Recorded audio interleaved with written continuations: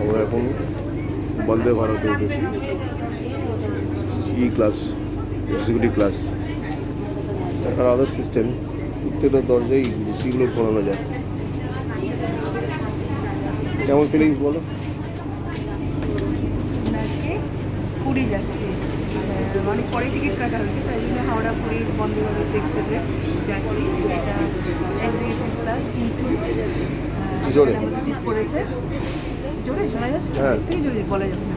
ঠিক আছে, হ্যাঁ, বলে রাখো। হ্যাঁ। চাদর আছে ওইখানে ব্যাগে, কিন্তু ব্যাগে অনেক খুলতে হবে। হ্যাঁ, এটা বন্দে ভারতে আমরা ই ক্লাস, এক্সিকিউটিভ ক্লাসে উঠেছি।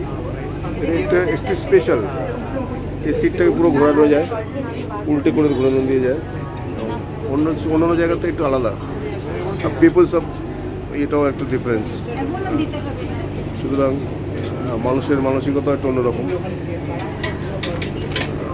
এইটাই আশা এই ক্লাসকে নেওয়া, ঠান্ডা চিল।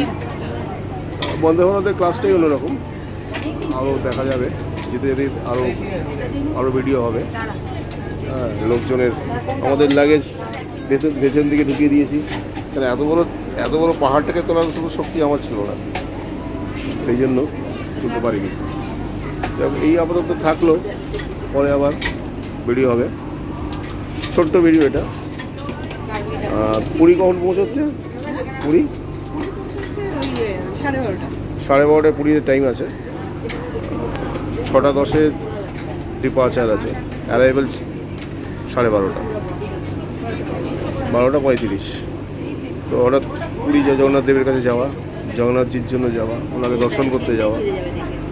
এবার আশা করব এরপরের বারে যখন আমরা আসবো, হয়তো জগন্নাথ দেব যদি চান তো আমরা গাড়ি নিয়ে আসবো। সেটাই আমাদের আশা, জগন্নাথ দেবের কাছে আমাদের প্রার্থনা যেন আমাদের উদ্দেশ্যটা সফল হয়। এবং এখান থেকে এই জুম করে দেখা চলছি, পুরো লোকজন তার ব্যস্ততা রয়েছে, তারা তাদের মতো করে সব জিনিসপত্র গুছিয়ে নিচ্ছে। উনি চেক করতে এসছেন, ছাড়তে এসছেন। দাদাকে ফোন করিস। ওনাকে ছেড়ে এলেন, কাউকে ছাড়তে হলে বেশ ভালোই লাগে। যাই হোক, সুন্দর অ্যারেঞ্জমেন্ট কিন্তু। যাই হোক, এরপর ছাড়লাম, সবাইকে টাটা জানালাম, গুড মর্নিং জানালাম।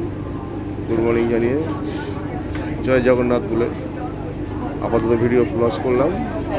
আবার ভিডিও হবে, পুরো যাত্রাপথেই ভিডিও থাকবে। সবাই ভালো থাকবেন, শুভ সকাল। আবারও গুড মর্নিং কলকাতা।